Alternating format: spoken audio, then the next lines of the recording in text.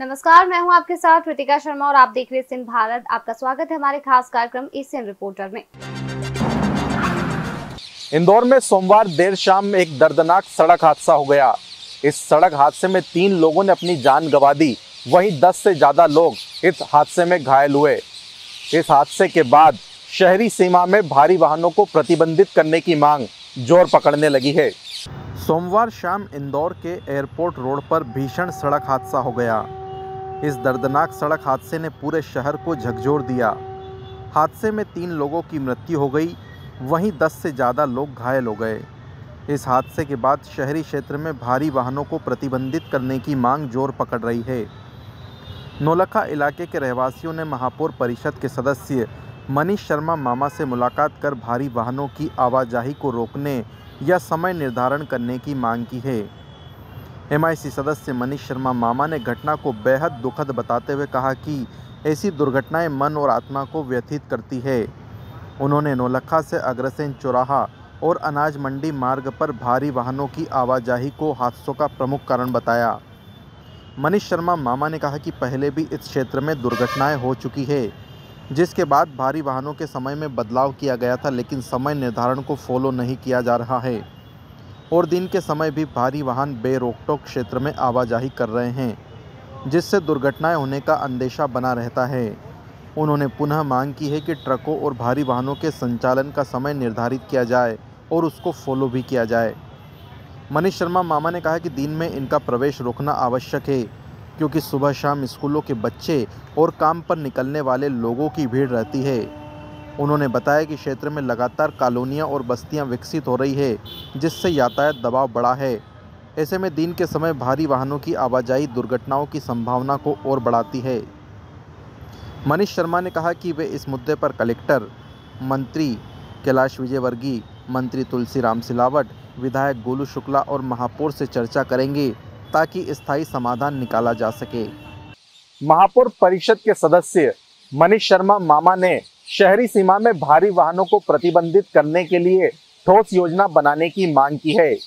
उनका कहना है कि वे इस मामले को लेकर मंत्री कैलाश विजयवर्गीय और कलेक्टर शिवम वर्मा से चर्चा करेंगे। कैमरा पर्सन नीरज जावलिया के साथ मैं अशरफ मंसूरी, एशियन भारत न्यूज, इंदौर।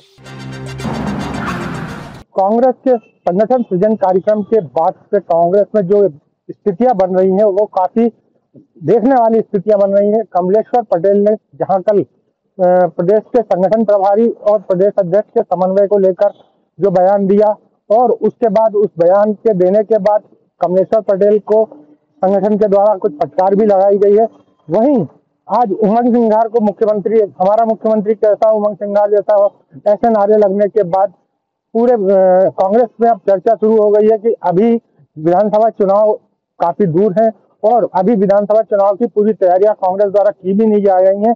उसके बाद इस तरह की बातें नेताओं के द्वारा या कार्यकर्ताओं के द्वारा या उनके समर्थकों के द्वारा किस तरह से बाहर आ रही है। संगठन में मजबूती देने के लिए राहुल गांधी ने संगठन सृजन कार्यक्रम चलाया था। संगठन सृजन के तहत जिलाध्यक्षों की नियुक्ति हुई। जिलाध्यक्षों की नियुक्ति के बाद फिर विवाद शुरू हुए और अब ये नए नए विवाद रोज सामने आ रहे हैं। ऐसे में मंत्री विश्वास सारंग ने आज कहा, उन्होंने कहा कि कांग्रेस की दुकान अब बंद हो चुकी है। उनका कहने का काफी गहरे मतलब निकाले जा रहे हैं। उनका कहना था कि साफ तौर पर उनका कहना था कि जीतू उमंग के बीच के रिश्ते जो हैं वो सही नहीं है, इनके बीच में मतभेद चल रहे हैं। वहीं दूसरी तरफ कमलनाथ और दिग्विजय सिंह एक दूसरे को सरकार गिरने का कारण बता रहे हैं और उसके बाद फिर दिग्विजय सिंह एक ट्वीट करते हैं और अपनी और कमलनाथ की नजदीकियां बताते हैं और उसमें भी कई सियासी मायने निकाले गए। लेकिन उमंग सिंघार ने जिस तरह से सीधे तरीके से और स्पष्ट रूप से कहा कि संगठन सृजन कार्यक्रम के दौरान संगठन के प्रभारी जो राजस्थान में, मध्य प्रदेश में आए हैं और प्रदेश अध्यक्ष जीतू पटवारी के बीच में जो समन्वय होना चाहिए वो समन्वय नहीं है। आखिर क्यों इसको लेकर बीजेपी भी हमलावर हो रही है। बीजेपी का कहना है कि मध्य प्रदेश कांग्रेस में आंतरिक राजनीति और आंतरिक गुटबाजी पूरी तरह से हावी है और उन्होंने भारतीय जनता पार्टी के प्रवक्ता ने तो यहाँ तक कह दिया कि यहाँ पर पद खरीदे और बेचे जाते हैं और टिकट भी खरीदी और बेची जाती हैं। कांग्रेस में जो भी कुछ चल रहा है वो उनका आपस का मामला है, लेकिन इस पूरे मामले में जो स्थितियां निकल के सामने आ रही हैं, जो मैसेज मध्य प्रदेश में जा रहा है वो कांग्रेस के पक्ष में नहीं जा रहा है। और इसी को आज निशाना बनाते हुए मंत्री विश्वास सारंग कांग्रेस पर हमला कर रहे हैं। एशियन भारत के लिए भोपाल से पंकज अग्निहोत्री, कैमरा पर्सन हेमंत यादव के साथ। इंदौर में सोमवार देर रात हुए भीषण सड़क हादसे में तकरीबन 12 लोग घायल हुए हैं और 3 लोगों की मौत हुई है। मुख्यमंत्री ने पूरे मामले में संज्ञान लेते हुए यातायात डीसीपी को भोपाल लाइन अटैच किया है, तो वहीं निचले स्तर के अधिकारियों को सस्पेंड किया है। पूरे ही मामले में मुख्यमंत्री डॉक्टर मोहन यादव ने संज्ञान लेते हुए यातायात डीसीपी अरविंद तिवारी को हटाकर भोपाल अटैच कर दिया है। वहीं एसीपी सुरेश सिंह, निरीक्षक दीपक यादव, एएसआई प्रेम सिंह, चंद्रेश मराबी, प्रभारी सूबेदार सहित 4 कांस्टेबलों को सस्पेंड किया गया है। भीषण सड़क हादसे में मृतकों के परिजनों को 4 लाख रुपए की सहायता राशि और घायलों को 1-1 लाख रुपए की सहायता राशि दी जा रही है। वहीं घायलों का उपचार सरकार के द्वारा कराया जा रहा है। घायलों की मदद करने वाले कांस्टेबल सहित अन्य नागरिकों को इसके लिए पुरस्कृत किया जा रहा है। घटना में आगे की जांच निरंतर जारी रहेगी। संबंधित अधिकारियों को निर्देशित किया गया है। नशे में धुत ट्रक ड्राइवर के द्वारा इस घटना को अंजाम दिया गया था। कालानी नगर चौराहे से लेकर बड़ा गणपति चौराहे तक कई गाड़ियों को उसने टक्कर मारी थी। इसी बीच 12 लोग घायल हुए थे और 3 लोगों ने अपनी जान गंवाई थी। पूरे ही मामले ने मुख्यमंत्री ने संज्ञान ले लिया है। वहीं पुलिस के वरिष्ठ अधिकारियों सहित कांस्टेबलों को भी सस्पेंड कर दिया है। अब पूरे ही मामले में जांच चल रही है। पुलिस ने आरोपी को गिरफ्तार कर लिया है, वहीं ट्रक भी जब्त कर लिया गया है। अब पूरे ही मामले में जांच जारी है। अब आगे चलकर देखना होगा कि इसमें खुलासा क्या होता है और कितने अधिकारियों पर गाज गिरती है। इंदौर से एशियन भारत के लिए जय सिमरिया, वीडियो जर्नलिस्ट अर्पित शाह के साथ। देश के प्रधानमंत्री आदरणीय नरेंद्र मोदी जी का जन्मदिन है और इस जन्मदिन को पूरा भारतवर्ष एक स्वच्छता पखवाड़े के अंतर्गत मनाने जा रहा है। और जब से कल 17 सितंबर से शुरू होगी, जो 2 अक्टूबर तक स्वच्छता ही सेवा अभियान का पखवाड़ा चलेगा। लेकिन हमने देखी वस्तुस्थिति, जो हालात बयां कर रहे हैं स्वच्छता के, क्या वो पखवाड़ा अभियान उस स्वच्छता को ठीक कर पाएगा? पखवाड़ा को लेके हमने जब ग्रामीण क्षेत्र में भ्रमण किया तो गांव-गांव में देखा हमने कि वाकई स्वच्छता की स्थिति बहुत दयनीय स्थिति। हमने वहाँ पे लोगों से भी बात करी और पूछना चाहा कि किस तरह से गंदगी, आज हम यहाँ जो खड़े हैं पीछे देख रहे हैं कि भाई यूको बैंक है और यूको बैंक पर पब्लिक प्लेस होता है, मतलब यहाँ पे जनता आती जाती है और उसके बारे में हमने महीने से बात की। बैंक के बाहर जो कचरा पड़ा हुआ, गंदगी पड़ी हुई है, आप लाडली बहना भी आती है, महिला बुजुर्ग भी आते हैं, बच्चे भी आते हैं, आप लोग भी आते हैं, तो क्या इस तरह की गंदगी में किस तरह की शोभा होता है? गंदगी बिल्कुल हटनी चाहिए, यह ग्राम पंचायत को ध्यान देना चाहिए। सफाई नहीं होती यहाँ पर? अच्छा, अभी आप यहाँ बैंक में आए थे और यहाँ जो बैंक के बाहर भी कचरा पड़ा देखा आपने? ये अच्छी बात है क्या गंदगी करना? बोला कि पंचायत की गलती है, क्या हमारा भी कोई अधिकार है नहीं? क्या जनता का कोई अधिकार करते हुए नहीं बनता है कि हम स्वच्छता में देखें? इसी बीच में हमने यहाँ के युवा से बात करना चाहिए। ये जो आप, क्या नाम आपका? पाटीदार। आप बैंक गए थे अभी? हाँ। बैंक के पहले आपने कचरा देखा है यहाँ पर, तो कचरे की स्थिति क्या है? आप कितने, कभी कोई गाँव वाले बोलते नहीं इसमें? बोलते क्या है, यहाँ की पंचायत द्वारा पहले उसको ज्ञात कराया गया था। मेरे द्वारा ज्ञापन भी दिया गया था, ग्राम सभा में भी इस मुद्दे को रखा गया था, परंतु यहाँ की जो पंचायत है पूरी तरह बहरी हो चुकी है। स्टेट हाईवे नंबर 17 पर जो नागदा होते हुए खाचोद होते हुए जावरा की ओर जाता है, इस मेन रोड पे ही इस स्थिति है। आगे जाएंगे, आगे एक फन्ना जी का मंदिर भी है, वहाँ फन्ना जी स्थल पर लाखों हजारों लोग मतलब पूरे वर्षों में निकलते होंगे, लेकिन बीमारी के कारण आप ये जब देखिए गंदगी देखेंगे तो क्या वो बीमार नहीं होंगे? क्या वहाँ की गंदगी नहीं फैलेगी? क्या यहाँ की जो स्थिति है, जो स्वच्छता का हम अभियान चलाते हैं, तो यहाँ की बातें बाहर क्षेत्र में नहीं जाएगी कि हम जिस क्षेत्र में घूमने गए थे वो गंदगी वाला क्षेत्र है। तो हमने देखा कि किस तरह से गंदगी का आलम फैलाव पड़ा हुआ है। अभी सरकार चाह रही है कि भाई 17 सितंबर से 2 अक्टूबर तक, जो गांधी जयंती तक 15 दिन दिवस के दिन, एक स्वच्छता ही सेवा अभियान का एक पखवाड़ा चला जाएगा, अभियान चला जाएगा और गाँव-गाँव में इसकी सफाई अभियान किया जाएगा।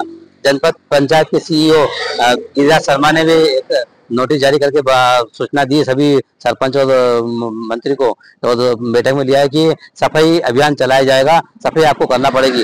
देखना यह है कि आज जो हमने हालात गांव-गांव में देख रहे हैं, हर गांव में हम 10 से 12 गांव में घूम के आए हैं, देखा गंदगी का आलम, तो क्या वो सफाई साफ होगी? क्या मोदी जी का जन्मदिन 17 सितंबर से लगा के गांधी जी के जयंती 2 अक्टूबर तक ये अभियान एक नया मूर्त रूप ले पाएगा? क्या प्रशासन इसके बाद में यदि कोई गंदगी करता है तो उसके लिए कोई कठोर कदम उठाएगा? देखने वाले बात होगी। एशियन भारत से कैमरा पर्सन कमलेश पाटीदार के साथ चंद्रभान सिंह जोड़ा, खाचोर। 2028 के CS के पहले सरकार द्वारा लैंड पूलिंग की योजना बनाई गई है और योजना का लगातार किसान द्वारा विरोध किया जा रहा है। उज्जैन के अंदर आज बड़ी संख्या में किसान इकट्ठे हुए और उन्होंने रैली का आयोजन किया। एक सभी किसान लैंड पूलिंग के क्षेत्र और उज्जैन के आसपास के जितने भी जो किसान थे वो ट्रैक्टर रैली से उज्जैन पहुंचे और सामाजिक न्याय परिसर से उन्होंने रैली शुरू करी और वहां पर रैली से रूप के अंदर वहां कोठी पहुंचे। इन सभी किसानों का आरोप है और इनकी सभी का मांग है कि जो सरकार ने लैंड पूलिंग की योजना बनाई है जिससे सरकार हमारी जमीनों को हरण कर रही है और कहीं ना कहीं हमारी जमीनों को हमारे से छीना जा रहा है, क्योंकि हमारी जमीन हमसे छीनी जाएगी सरकार तो हम कहाँ जाएंगे और हम बहुत परेशान हो जाएंगे, क्योंकि इस जमीन के माध्यम से ही हम समय समय पर अपना अनाज उगाते हैं और इसी के माध्यम से अपना घर बार चलाते हैं। पर इस योजना से कहीं ना कहीं किसानों में बहुत बड़ा आक्रोश है और बड़ी संख्या में किसान, करीब 10,000 से अधिक संख्या में किसान ट्रैक्टर के साथ पहुंचे थे। उन्होंने इस योजना का विरोध करते हुए सरकार के खिलाफ नारे लगाते हुए चल रहे थे।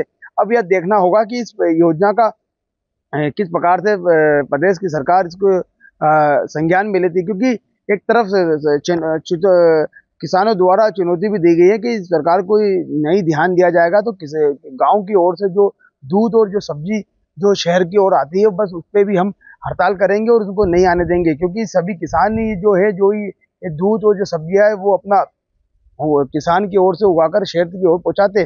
पर इसकी ये भी जब हड़ताल पे चले जाएंगे तो कहीं ना कहीं बड़ी एक समस्या शहर वासियों को भी पड़ रहेगी।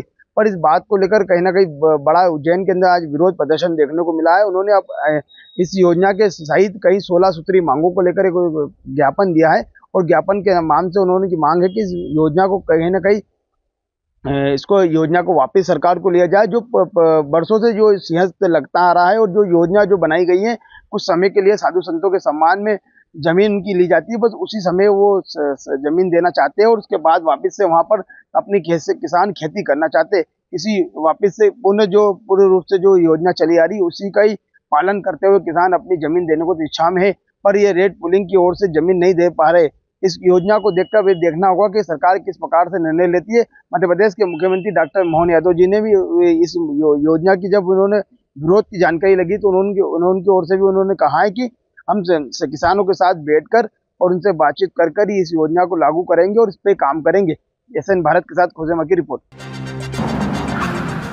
नमस्कार साथियों, आप देख रहे हैं एशियन भारत। औद्योगिक नगरी पीथमपुर के सेक्टर नंबर 1 में आज कमर्शियल बैग कंपनी में आज एक मजदूर को गेट पर लेकर परिजन और कुछ संगठन के लोग बैठे हैं। कारण यह है कि मजदूर कंपनी के काम से एक कंपनी से दूसरी कंपनी के लिए जा रहा था और 20 सड़क में उनका एक्सीडेंट हो गया, जिसके बाद में उसकी मृत्यु हो गई। और आज देख सकते हैं आपकी मजदूर लोग और साथी लोग और उनके परिजन कंपनी गेट पर बैठकर और धरना प्रदर्शन कर रहे हैं और परिवार को आर्थिक सहयोग की मांग कर रहे हैं। देख सकते हैं वीडियो में। एशियन भारत के लिए पीथमपुर से विजय गिरवाल की रिपोर्ट। नगरी ओंकारेश्वर के रोडों की स्थिति बद से बदतर बनी हुई है।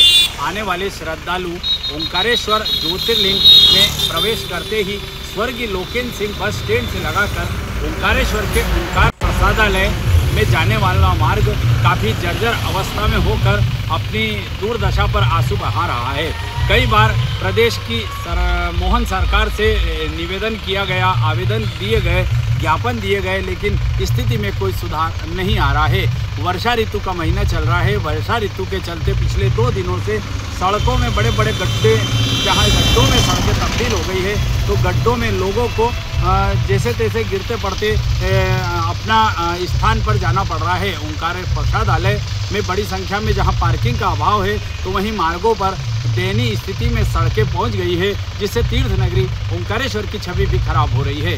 तो एशियन भारत के माध्यम से प्रदेश सरकार से निवेदन करता हूं कि धार्मिक नगरी ओंकारेश्वर प्रवेश करते ही जर्जर पड़ी सड़कों की स्थिति को सुधारने का प्रयास किया जाए ताकि आने वाले श्रद्धालु इसका लाभ ले सके। मोटक्का से ओंकारेश्वर के बीच 134 करोड़ की लागत से जहां 4 लेन का कार्य चल रहा है तो अंदर की स्थिति बद से बदतर बनी हुई है। एशियन भारत के लिए ओंकारेश्वर से ललित दुबे। किसान पुत्र, मजदूर और ठेकेदारों की आवाज बनकर पूर्व विधायक ठाकुर राजनारायण सिंह पहुंचे सिंगाजी ताप परियोजना। मुख्य अभियंता से की मुलाकात, मजदूरों और ठेकेदारों की बताई समस्या, कराया समाधान। हम बात कर रहे हैं निमाड़ के निर्गुणी संत सिंगाजी महाराज के नाम पर बनी संत सिंगाजी ताप विद्युत परियोजना की। यह Madhya Pradesh power generating company द्वारा संचालित की जाती है और यहाँ पर 2004 में इस परियोजना को बनाने के लिए 489 किसानों ने अपनी जमीन दी थी और उन लोगों के पुत्र को रोजगार बनाने के लिए, रोजगार देने के लिए पॉलिसी भी बनी थी, लेकिन Madhya Pradesh power generating company अपनी पॉलिसी से मुकरी और आज भी किसान पुत्र अपने को रोजगार यहाँ लेने के लिए बहुत भटक रहे हैं। वहीं इन किसान पुत्रों की, ठेकेदारों की और मजदूरों की आवाज बनकर मानदाता विधानसभा के कांग्रेस के पूर्व विधायक ठाकुर राजनारायण सिंह संत सिंगाजी ताप परियोजना पहुंचे और मुख्य अभियंता जेसी जुनवाल से की मुलाकात। किसानों, मजदूरों और ठेकेदारों की बातों को रखा और उनकी समस्याओं का निराकरण करवाया और कई मजदूर जो यहाँ पर काम लगने की आस लगाए बैठे थे, पूर्व विधायक ठाकुर राजनारायण सिंह के कारण आज उन लोगों को रोजगार भी मिला और उनके चेहरे भी खिले और मजदूरों, किसानों की आवाज बनकर पूर्व विधायक ठाकुर राजनारायण सिंह ने दिलाया क्षेत्र की जनता को रोजगार। मजदूरों, ठेकेदारों की आवाज बन पूर्व विधायक कांग्रेस के ठाकुर राजनारायण सिंह ने रखी बात, हुआ समाधान, मजदूरों को मिला रोजगार और आगे भी इसी तरह ठेकेदारों के साथ बैठक करके मजदूरों और क्षेत्र की जनता को समस्या को कराएंगे। पूर्व विधायक समाधान मिला उनको पूरी तरह से। परियोजना के चीफ इंजीनियर से आश्वासन। पुनासा से एशियन भारत रिपोर्टर के लिए आनंद दराड़े। शासकीय दफ्तरों पर तमाम कर्मचारी कार्य करते हैं और कई सारे ऐसे कर्मचारी होते हैं जो डेली बेसिस या संविदा या आउटसोर्स पर काम करते हैं, लेकिन उन कर्मचारियों को पर्याप्त वेतन नहीं मिल पाता है। दरअसल कलेक्टर द्वारा कलेक्टर रेट भी निर्धारित की गई है, बावजूद इसके कई विभागों में कर्मचारी नाम मात्र के वेतन पर काम करने के लिए मजबूर हैं। ऐसा ही मामला आज अशोकनगर जिला मुख्यालय पर प्रत्येक मंगलवार को होने वाली जन सुनवाई में सामने आया है, जहां पिपरई नगर परिषद के कर्मचारियों ने इस मामले की शिकायत अशोकनगर कलेक्टर से की है। नगरीय निकायों में कलेक्टर रेट पर वेतन न मिलने से परेशान नगर परिषद पिपरई के कर्मचारियों ने मंगलवार को अशोकनगर जिला मुख्यालय में जन सुनवाई कार्यक्रम में पहुंचकर कलेक्टर को आवेदन दिया है। इस आवेदन में उन्होंने बताया है कि बीते कई वर्षों से वो पिपरई नगर परिषद में कार्य तो कर रहे हैं, लेकिन उनको नाम मात्र का वेतन दिया जा रहा है। इस नाम मात्र के वेतन से उनकी जो आर्थिक स्थिति है वो भी और भी दयनीय होती जा रही है, साथ ही साथ उनके घर के खर्चे भी पूरे नहीं हो रहे। इस पूरे मामले को लेकर जब कर्मचारी कलेक्टर के समक्ष पहुंचे तो उन्होंने बताया कि पहले भी जन सुनवाइयों में इस तरह के आवेदन दे चुके हैं, लेकिन बावजूद इसके अब तक उनके हितों में कोई कार्रवाई नहीं हुई है, जिसके चलते वो गरीबी रेखा के नीचे जीवन यापन करने को मजबूर हैं और जैसे तैसे अपने परिवार का भरण पोषण कर रहे हैं। ऐसा ही पूरा मामला पूरे जिले भर का भी है। जिले भर के सभी नगरीय निकायों में जितने भी नगरीय निकायों में कर्मचारी कार्य करते हैं उन सभी को कलेक्टर रेट पर वेतन नहीं मिल पाता है।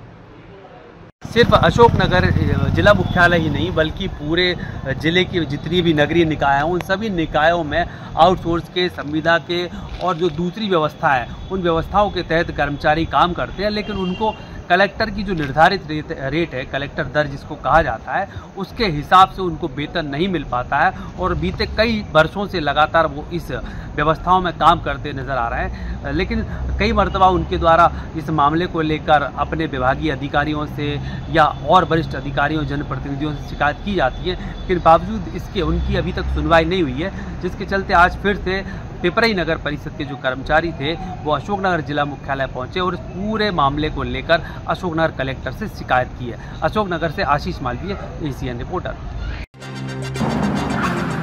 जहां एक तरफ प्रदेश की सरकार प्राइवेट स्कूलों की तर्ज पर शासकीय स्कूलों में भी सुविधा देने की बात करती है, वहीं दूसरी तरफ शासकीय स्कूल घोघर शासकीय पूर्व माध्यमिक विद्यालय में अभी हम मौजूद हैं। यहाँ पे जो स्टाफ की अगर बात करें शिक्षकों की, तो यहाँ पे 9 शिक्षक शिक्षकों का उपस्थिति दर्ज है रजिस्टर में, लेकिन कम से कम 3 शिक्षक यहाँ पे मौजूद हैं। बाकी शिक्षक कहाँ गए इसकी जानकारी किसी को भी नहीं है। हाजिरी रजिस्टर में तो उनकी उपस्थिति दर्ज है, लेकिन उपस्थिति के तौर पे यहाँ पे सिर्फ 3 शिक्षक ही उपस्थित है। वहीं जस्ट इसके बगल में यहाँ पे दिव्यांग छात्रावास है, जहाँ से एडमिशन के लिए छात्र यहाँ पे आते हैं दूर दूर से, लेकिन उनकी एडमिशन नहीं हो पाता है। उनको आज कल परसों तारीख दी जाती है, एडमिशन नहीं हो पाता है। इस तरह से सरकार की जो योजनाएं हैं शिक्षा को बढ़ावा देने के लिए, वो किस तरह से चल पाएंगी, ये एक सोचने का विषय। जब इसकी जानकारी शिक्षा विभाग के उच्च अधिकारियों को लगी तो यहाँ पे जांच टीम को भेजा गया है, जहाँ पे अनुपस्थित शिक्षकों के खिलाफ पंचनामा की कार्रवाई की जा रही है और उनको कारण बताओ नोटिस दिया जाएगा कि आखिर वो किस कारण से यहाँ पे उपस्थित नहीं हुए हैं। हालांकि अब देखना यह होगा कि इसमें क्या कार्रवाई होती है। एशियन रिपोर्टर के लिए रीवा से रहीम खान। जी बिल्कुल, हम आज हकीकत बताना चाहेंगे खंडवा की। खंडवा के नगर निगम लाख दावे ठोक ले कि शहर में पर्याप्त मात्रा में हमने शहर को पानी पहुंचाया है, तो फिर वार्ड में पानी की किल्लत क्यों? वार्ड पार्षद आज जनसुनवाई में अपने ही वार्ड के लोगों को लेकर पहुंचे और अपनी आप बीती बताई। लोगों का कहना है कि बोरिंग की हुई है, नर्मदा की लाइन बिछी हुई है, परंतु नर्मदा की लाइन से पानी नहीं आता है और जो बोरिंग की हुई है वो कभी भी ख़राब हो जाती है और पानी के लिए तरसना पड़ता है। वार्ड पार्षद का कहना है कि मेरी इस समस्या का हल नहीं हुआ तो फिर मैं धरने पर। खंडवा में फिर एक बार पानी की किल्लत देखने को मिली। वार्ड पार्षद अपने वार्ड के लोगों को आज जन सुनवाई में खड़ा किया और अपनी पूरी आप बीती बताई। वार्ड पार्षद का कहना है कि मेरे वार्ड को अनदेखी की जा रही है। वार्ड के लोगों का कहना है कि पानी नहीं मिल रहा है, बोरिंग तो की हुई है परंतु वो ख़राब हो जाती है, नर्मदा की लाइन बिछी हुई है परंतु उसमें भी पानी नहीं आता है। वार्ड पार्षद का कहना है कि यदि वो नर्मदा की लाइन चालू कर दी जाए तो पानी से काफ़ी निजात मिलेगी। हम लोग पानी की समस्या लेकर आए हैं। पानी की हमारी समस्या ऐसी है कि वहाँ बोरिंग है, बोरिंग कभी ख़राब हो जाती है तो महीनों नहीं जुड़ती है और हम लोगों को बहुत परेशानी उठानी पड़ती है। बरसात के दिन में हमारी यह हाल है तो अभी बहुत समय लेना है गर्मी तक, और हमारी सुनवाई वो लोग करते नहीं हैं। प्रेम नगर का काफ़ी बार मैंने कुछ नालियाँ हैं, वहाँ पे 8-10 नालियाँ हैं, उनके मैंने छोटे छोटे से बजट है 2-2 लाख 2.5 लाख रुपए के। प्रेम नगर की काफ़ी बार मैंने आवेदन कर चुका हूँ कि वहाँ की कम से कम नहीं ज़्यादा तो कम से कम कुछ नालियाँ तो बना दे ताकि गंदगी से निजात मिल जाए। दूसरी समस्या ये है कि नगर निगम ने 27-28 लाख रुपए की पाइपलाइन जोड़ी थी। हमको ये कहा था कि नर्मदा से इसको जोड़ रहे हैं प्रेम नगर को, बाकी उसको नर्मदा से नहीं जोड़ा है। उसको लाइन डालने के बाद 2 बोरिंग से जोड़ दिया गया उसको, और नर्मदा से अभी तक के उसको जोड़ा नहीं गया। अब बोरिंग जो है वो ख़राब हो जाती है, कभी ख़राब हो जाती तो महीने 15 दिन भी लग जाते जुड़ने में, तो उसके वजह से इन लोगों को काफ़ी टाइम से परेशानी हो रही है। अब ये लोग नदी पे जाते हैं कि वो 2 बच्चे का हादसा हो गया, वहाँ पे 2 बच्चे मर गए नदी के अंदर। तो कब तक ये लोग करेंगे? बरसात के अंदर जब ये हाल है तो सोच लो कि ये लोग गर्मी में किनका क्या हाल होता होगा। तो इसका नगर निगम से और कलेक्टर साहब से निवेदन है मेरा कि इनकी पाइपलाइन नर्मदा से जोड़ी जाए। अगली बार अगर हम लोग ये 8 दिन के अगर समस्या का निराकरण नहीं होगा तो मैं इन लोगों को फिर लेकर आऊँगा और यहाँ पे धरने पे बैठूँगा, और जब तक के समस्या का निराकरण नहीं होगा मैं यहाँ से धरने से उठूँगा नहीं। क्योंकि मेरे लिए सर्वोपरि मेरी वार्ड की जनता, उससे बड़ा मेरे लिए कोई नहीं है। उसके लिए जिससे भी मुझे बात करना पड़ेगी मैं करूँगा बात। जी बिल्कुल, आज जन सुनवाई में लोग पहुँचे अपनी आप बीती बताने। पानी की इस किल्लत को लेकर लोग परेशान हो रहे हैं। वार्ड पार्षद भी नाराज है। उन्होंने भरे लफ्ज़ों में कह दिया है कि मेरे वार्ड को अनदेखी की गई तो फिर मैं धरने पर बैठूंगा। अब देखना होगा कि प्रशासन इस पर कितना अमल करता है। खंडवा से एशियन भारत के लिए रियासत खान। फिलहाल एशियन रिपोर्टर में इतना ही। आप देखते रहिए एशियन भारत।